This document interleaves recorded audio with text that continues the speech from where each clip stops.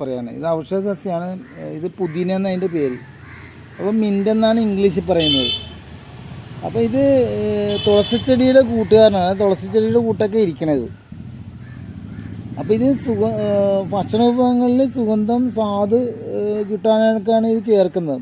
ശാസ്ത്രനാമം മെന്തന്നീർ വെൻസീസ് എന്നാണ് പറയുന്നത്. അപ്പോൾ ഇത് മനസ്സിലേക്ക് ചേർന്ന് കയറുന്ന ഒരു വാസനയുള്ള ഒരു സുഗന്ധച്ചെടിയാണ്. ഈ ആയുർവേദത്തിൽ ഇതിനെപ്പറ്റിയൊന്നും പറഞ്ഞിട്ടില്ല. അപ്പോൾ ഗ്രീസ്, അറബി, ജപ്പാനിലുള്ള ആയുർവേദ വിദഗ്ധന്മാർ ഇതിനെ തിരിച്ചറിഞ്ഞ് ഇതിൽ നിന്നൊരു മെന്തേൾ എന്ന് പറയുന്ന ഒരു തൈലം മാറ്റിയെടുത്തിരുന്നു. അപ്പോൾ അത് നമ്മുടെ ഭക്ഷണ വിഭവങ്ങളിലൊക്കെ അത്യാവശ്യമായ ആണ് ഈ ചെടി. അപ്പോൾ ഇത് തൈലം പല ഇതിനൊക്കെ ശരീരത്തിന് ആവശ്യമായ കാര്യങ്ങൾക്കായിട്ടൊക്കെ ഉപയോഗിക്കാറുണ്ട്. അപ്പോൾ ഈ നമ്മുടെ പുതിനയിൽ പല പല വിറ്റാമിനുകൾ അടങ്ങിയിട്ടുണ്ട്. മാംസമാണെങ്കിൽ 100 ഗ്രാമിൽ 4.7 ഗ്രാമും, കൊഴുപ്പാണെങ്കിൽ ഒരു 1.9 ഗ്രാമും, ഫൈബറാണെങ്കിൽ ഒരു 5.7 ഗ്രാമും, കാൽസ്യം 200 ഗ്രാമിൽ കൂടുതലുണ്ട് മില്ലിഗ്രാം. അപ്പോൾ 62 മില്ലിഗ്രാം ഫോസ്ഫറസ് ഒക്കെ അടങ്ങിയിട്ടുണ്ട്. 15 മില്ലിഗ്രാം അയൺ എടുത്തിട്ടുണ്ട്. പിന്നെ വിറ്റാമിൻ ബി കോംപ്ലക്സ് അടങ്ങിയിട്ടുണ്ട്. അപ്പോൾ സിയും ഉണ്ട്, ഡിയും ഉണ്ട്, ഇയും ഉണ്ട് അടങ്ങിയിട്ടുണ്ട്. അപ്പോൾ അങ്ങനെ ഒരു ഉൾപ്പെട്ട ഒരു ചെടിയാണിത്. പിന്നെ ദഹനം, ജലദോഷം, ശ്വാസകോശങ്ങളുടെ പ്രവർത്തനം, മസ്തിഷ്കങ്ങളുടെ പ്രവർത്തനം, വിഷാദം തുടങ്ങിയവയ്ക്കൊക്കെ ഇത് നല്ലതാണ്. അപ്പോൾ ഇത് തലവേദനയ്ക്ക് ചെറുനാരങ്ങ നീര്, നീരും കൂടി ചേർന്ന് നെറ്റിയിൽ പറ്റിയാൽ നല്ലതാണ്. പിന്നെ അതുപോലെ ചതവും മുറിവൊക്കെ ഉണ്ടെങ്കിൽ നീര് ചേർത്ത് വെളിച്ചെണ്ണ ചേർത്ത് പുരട്ടാം. അപ്പോൾ പുതിന ഇലയിൽ ക്ലോറോഫിൽ എന്ന് പറയുന്ന ഒരു രാസഘടകം അടങ്ങിയിട്ടുണ്ട്. അപ്പോൾ പല്ല് വേദന ഉണ്ടെങ്കിൽ അതിൻ്റെ പല്ലിൻ്റെ തുളയിൽ ഇതിൻ്റെ നീര് പഞ്ഞിയിൽ മുക്കി വയ്ക്കാൻ കുറവുണ്ടാവും. പിന്നെ ഇതിൻ്റെ ഇല ചവച്ച് കഴിഞ്ഞാൽ ഇല ഇത്തിരി ചവച്ചുകൊണ്ടിരുന്ന് കഴിഞ്ഞാൽ ഫ്രഷ്നെസ് ഉണ്ടാവും. പിന്നെ എന്താണെന്ന് അതാണ് ഈ ഫ്രഷ്നെസ്സിനാണ് കടകളിൽ കിട്ടുന്ന മിൻറ്റ് മിഠായി. അപ്പോൾ ഇത് ഉണക്കിപ്പൊടിച്ച് പല്ല് തേച്ച് രോഗാണുക്കളൊക്കെ നശിപ്പിക്കാനുള്ള ഒരു കഴിവുണ്ട് ഇങ്ങനെ തേച്ച് കഴിഞ്ഞാൽ. പിന്നെ ജലദോഷം, പനിക്ക് പണ്ട് കാലങ്ങളിൽ ചതകുപ്പ, ചുക്കൊക്കെ ചേർത്ത് ഈ പുതിനയൊക്കെ ചേർത്ത് വെള്ളം തിളപ്പിച്ച് കുടിക്കാറുണ്ടായിരുന്നു. പിന്നെ ഈ രാത്രിയിൽ നമ്മൾ ഇതിൻ്റെ നീര് മൂക്കുരുവിന് വെട്ടിക്കഴിഞ്ഞാൽ ഈ നിറം വയ്ക്കുകയും അതിൻ്റെ മുഖത്തിന് കളർ വരാനുള്ള ഒരു കഴിവ് ഇങ്ങനെ ഉണ്ടെന്നാണ് പലരും പറഞ്ഞു കേട്ടുള്ളത്. പിന്നെ രക്തത്തിലെ വസ്തുക്കളെയൊക്കെ നീക്കം ചെയ്യാനുള്ള കഴിവുണ്ട് ഈ പുതിനയ്ക്ക്. പിന്നെ പുതിന ആഹാരങ്ങളിൽ നമ്മൾ ചേർത്ത് കഴിക്കുകയൊക്കെ ചെയ്യാം. പുതിനയും കുക്കുംബർ, ഉള്ളി, വെള്ളരി, തക്കാളി, മല്ലിയില, പച്ചമുളക്, നാരങ്ങ, സുർക്കൊക്കെ ചേർത്ത് പണ്ട് കാലങ്ങളിൽ അച്ചാറൊക്കെ ഉണ്ടാക്കുമായിരുന്നു. അപ്പോൾ അതെന്ന് വെച്ചാൽ ഈ അച്ചാറിലുള്ള അണുക്കളെയൊക്കെ നശിപ്പിക്കാനുള്ള കഴിവ് ഇതിനുണ്ട്. പിന്നെ പുതിനയിൽ റോസ്മേരിനിക്ക് ആസിഡ് അടങ്ങിയിട്ടുണ്ട്. അതുകൊണ്ട് അലർജി ഉണ്ടെങ്കിൽ അത് അലർജിക്ക് നല്ലതാണ്.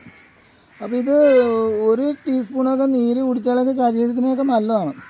അപ്പോൾ ഇത് നമ്മൾ ചില സ്ഥലങ്ങളിൽ ഇതിൻ്റെ ചായയിലിട്ട് കുടിക്കാറുണ്ട്. ഇത് കണ്ടോ, ചായ കണ്ടോ, ഈ കട്ടൻ ചായയിലിട്ട് നമ്മൾ ഈ പുതിനയുടെ ഇല എടുക്കുക.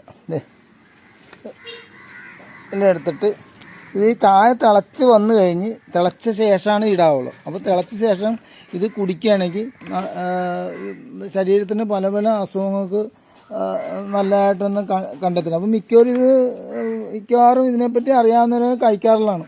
അപ്പോൾ ചൂട് ചായയിൽ അങ്ങോട്ട് ഒഴിച്ചാൽ മതി തിളച്ച് കഴിഞ്ഞ്. അങ്ങനെ ഒരു പ്രയോജനം കൂടി പുതിനയ്ക്കുണ്ട്. ഈ ജ്യൂസ് പോലെയുള്ള ഒക്കെ ഉണ്ടാക്കാനായിട്ടൊക്കെ ഇത് ഉപയോഗിക്കുന്നുണ്ട്. അപ്പോൾ അത് എന്ന് വെച്ചാൽ ഈ ചായ ഇങ്ങനെ കുടിച്ചു കഴിഞ്ഞാൽ ഹൃദ്രോഗം, ഉദരരോഗത്തിനൊക്കെ നല്ലതാണ്. അപ്പോൾ അത് ഇങ്ങനെ കുറേയൊന്ന് വിദഗ്ധരൊക്കെ ഇത് കണ്ടെത്തിയിട്ടുണ്ട്. ലഘുപാനീയങ്ങളിലൊക്കെ ഇത് അരിഞ്ഞ് ഇട്ടിട്ട് ഈ ഫംഗ്ഷനൊക്കെ നടക്കാൻ നേരത്ത് അതിലൊക്കെ ഇങ്ങനെ ഉപയോഗിക്കാറുണ്ട്. ഇതിൻ്റെ പുതിനയുടെ ഇലയൊക്കെ നല്ല ഫ്ലേവർ ഉണ്ടാവും.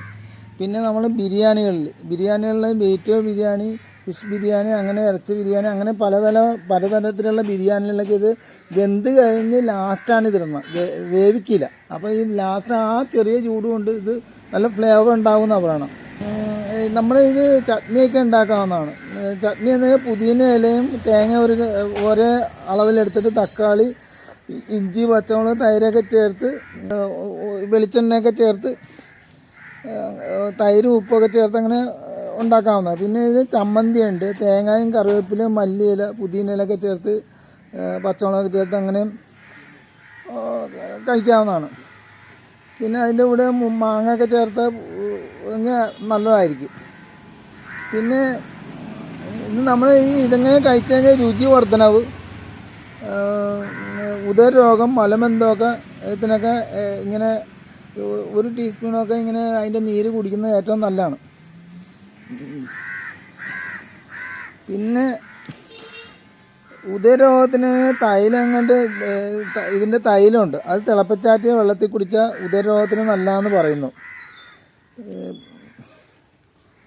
പിന്നെ ഇത് നമുക്ക് ഗ്രോ ബാഗിലൊക്കെ വളർത്താം.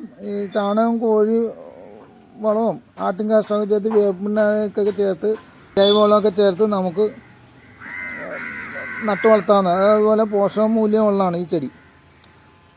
പിന്നെ ഇതിൻ്റെ ഈ മുകളത്തിൽ നിന്നൊരു തലപ്പിങ്ങനെ വരുമ്പോൾ ഇങ്ങനെ വരും ഈ കമ്പ് ഇതിൽ നിന്ന്. ഇപ്പോൾ ഇത് മുറിച്ചത് കൊണ്ടാണ് ഇങ്ങനെയാണ്. ഇപ്പോൾ ഇതുപോലെ ഇങ്ങനെ ഒരു തണ്ടിൽ നിന്ന് ഒരു സൈഡിൽ നിന്ന് ഇങ്ങനെ മുളച്ച് വരും. അപ്പോൾ ആ സൈഡിൽ നിന്ന് എടുത്ത് തലപ്പെടുത്തൊക്കെ ഇങ്ങനെ മുളയ്ക്കാം, അങ്ങനെ വളർത്തിയെടുക്കാവുന്നതാണ്. അപ്പം നമ്മുടെ വീടിന് അത്യാവശ്യം വേണ്ട ഒരു ചെടിയാണ്. എന്തെങ്കിലും അസുഖമൊക്കെ വന്നാൽ നമുക്കിത് കൊണ്ടൊക്കെ കുറച്ചൊക്കെ പരിഹരിക്കാൻ പറ്റും.